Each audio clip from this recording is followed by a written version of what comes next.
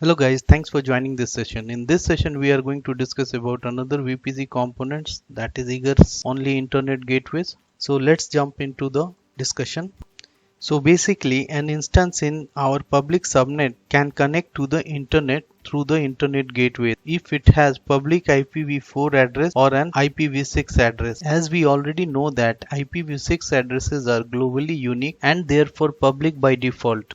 Now suppose if we want our instance to be able to access the internet, along with that we also want that to prevent resources on the internet from initiating communication with our instances, we can then use egress only internet gateway.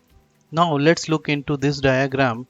In this diagram, a VPC has an IPv6 CIDR block and a subnet in the VPC has IPv6 CIDR block. A custom route table is associated with subnet 1 and points all internet bound IPv6 traffic to an egress only internet gateway in the VPC.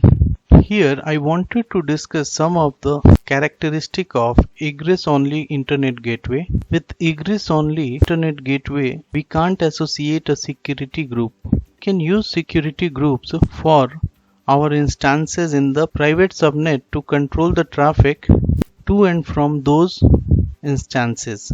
Another one of the characteristic of egress only internet gateway is that we can use a NACL, that is called network ACL, to control the traffic to and from the subnet for which the egress only internet gateway route traffic will work. If you understand this diagram, then you can easily understand that egress only internet gateway.